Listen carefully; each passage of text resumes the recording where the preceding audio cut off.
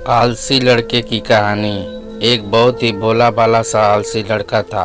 वह कोई काम नहीं करना चाहता था, बस खाना खाता, घूमता और सोते रहता था। एक दिन उसे किसी ने बताया कि एक आश्रम है जहाँ पर कुछ नहीं करना पड़ता है और हर दिन 2 समय का खाना और नाश्ता मिलता है। तुम वहाँ जा कर के रहो।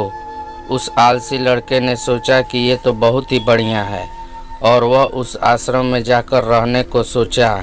और फिर वह भोला भाला आलसी लड़का अपना सारा सांसारिक जीवन छोड़कर उस आश्रम में जाकर रहने लगा। आश्रम में गुरुजी रहते थे।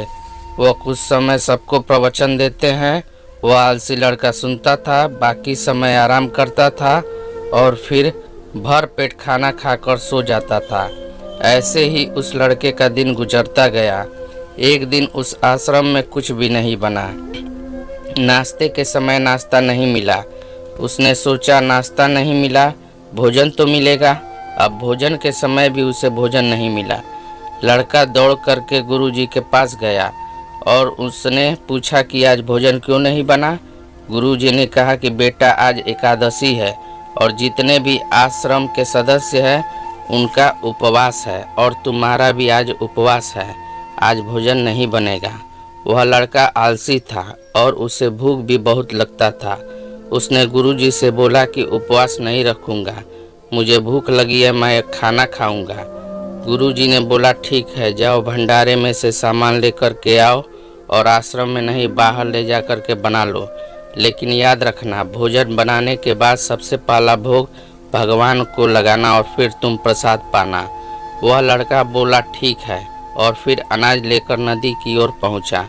भोजन पकाने लगा, तैयार हुआ। उसके बाद कहने लगा कि भगवान श्री राम आइए, पधारिए, भोग लगाइए। अब जब उसे लगा कि भगवान तो आ नहीं रहे हैं तो फिर कहने लगा कि मुझे मालूम है आपको तो अच्छा खाने की आदत है, मैं बना नहीं पाया और मुझे अच्छा भोजन बनाने भी नहीं आता, लेकिन जो भी रूखा सूखा बना है आकर खा लीजिए। भगवान श्री राम उसकी सरलता पर बहुत ही प्रसन्न हुए और उस लड़के को दर्शन दे दिए। उसने देखा कि भगवान श्री राम आए हुए हैं और उनके साथ में माता सीता भी आई हुई हैं, लेकिन लड़के ने सिर्फ 2 लोगों के लिए ही भोजन बनाया था, एक अपने लिए और दूसरा भगवान के लिए। और अब क्योंकि भगवान के साथ माता सीता भी आई हुई थी तो उसने उस भोजन को माता सीता और भगवान के सामने ग्रहण करने के लिए रख दिया। भगवान श्री राम और माता सीता ने भोजन किया और उसके बाद जब वह जाने लगे तो यह भोला सा आलसी सा लड़का बोला कि प्रभु आप आए, दर्शन दिए, बहुत अच्छा लगा, मुझे खाने को कुछ नहीं मिला, लेकिन कोई बात नहीं, लेकिन आपसे एक विनती है कि अगली बार जब आप आए आप तो कितने लोग आएंगे ये बता दीजिए ताकि मैं उतने लोगों के लिए भोजन बनाकर रखा रहूं। भगवान श्री राम मन ही मन मुस्कुराए और फिर अंतर्ध्यान हो गए। लड़का आश्रम गया, दिन बीतता गया और फिर एकादशी का दिन आया और इस बार उसने 3-4 लोगों के लिए अनाज लेकर के खाना बनाने के लिए नदी के किनारे पहुंचा और उसने बड़े प्रसन्नता से भोजन बनाया और इंतजार करने लगा कि प्रभु आइए और भोग लगाइए। इस बार लड़का देखता है कि भगवान श्री राम पूरा राम दरबार लेकर के आए हैं, जैसे माता सीता, लक्ष्मण, भरत, हनुमान जी और सभी लोग आए हैं। लड़के ने 3-4 लोगों का भोजन बनाया था और इस बार भी भोजन कम पड़ गया। लड़के ने निराश होकर भोजन को प्रभु के आगे रख दिया। उन्होंने भोजन किया और फिर चले गए और इस बार भी लड़का फिर से भूखा ही रह गया। अब लड़का फिर आश्रम गया, दिन बीतता गया और फिर एकादशी का दिन आया और इस बार गुरुजी से कहने लगा कि गुरुजी मुझे इस बार थोड़ा ज़्यादा अनाज चाहिए।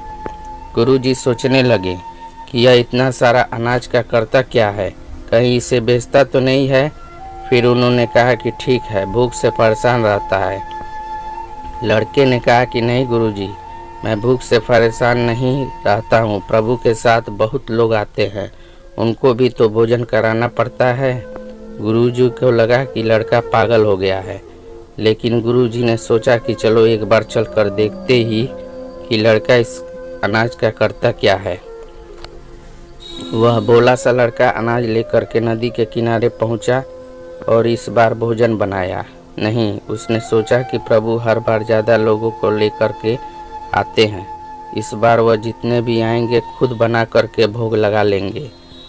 और फिर प्रेम से प्रभु को बुलाने लगा। गुरुजी ये सब छुपकर देख रहे थे कि ये भोजन तो बनाया नहीं और प्रभु को बुला रहा है। लेकिन लड़के ने देखा कि इस बार प्रभु के साथ बहुत से लोग आए हुए हैं, तो उसने प्रभु के सामने हाथ जोड़ करके कहा कि प्रभु माफ़ करना, आप बहुत सारे लोग आते हो, मुझे संख्या पता नहीं होती है और मेरी हिम्मत भी नहीं होती है कि इतने सारे लोगों के लिए भोजन बनाऊं। आप स्वयं आइए, बनाइए, खाइए और भोग लगाइए। प्रभु मुस्कुराते हैं और अपने साथ आए सभी लोगों के साथ मिलकर के भोजन बनाते हैं। गुरुजी ये सब छुप करके देखते हैं और फिर लड़के के पास आकर के कहते हैं कि तुम एक कर क्या रहे हो। लड़का कहता है, गुरुजी आपको दिख नहीं रहा है कि भगवान श्री राम पधार चुके हैं, माँ सीता आई हुई हैं, हनुमान जी आए हैं और भी सभी लोग आए हुए हैं, भोजन बन रहा है। गुरुजी ने बोला कि पागल हो गया है, मुझे तो कोई दिख नहीं रहा है। लड़का गुस्सा हो गया और बोला, प्रभु आप एक कर क्या रहे हो, एक तो मुझे भूखा रखा है और गुरुजी को दर्शन नहीं दे रहे हो, जो मुझे पागल समझ रहे हैं। कृपा करके गुरुजी को दिख जाओ। भगवान बोले, नहीं, मैं इन्हें नहीं दिख सकता। लड़का बोला, क्यों नहीं दिख सकते?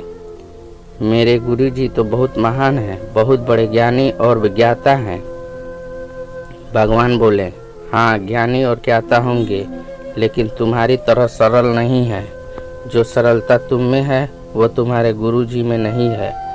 लड़के ने ये बात गुरुजी से कह दी कि भगवान श्री राम कह रहे हैं कि आप में सरलता नहीं है, आप मेरी तरह सरल नहीं हैं, इसलिए आपको नहीं दिख सकते। गुरुजी की आंखों नम हो गईं और रोने लगे कि और बोले कि बिल्कुल सही कहा, मेरे अंदर तुम्हारे जितना सरलता नहीं है। और फिर माफ़ी मांगने लगे। फिर भगवान ने गुरुजी को भी दर्शन दिया। ये कहानी हमें सिखाती है कि जीवन में सरलता सबसे आवश्यक है। जितने सरल बने रहेंगे उतना जीवन में आगे बढ़ते चले जाएंगे। जब आप सरल होते हैं तो आप खुद भी मुस्कुराते हैं और दूसरों को भी मुस्कुराने की वजह देते हैं। दोस्तों, अगर ये कहानी आपको अच्छी लगी हो तो लाइक और सब्सक्राइब करें। धन्यवाद।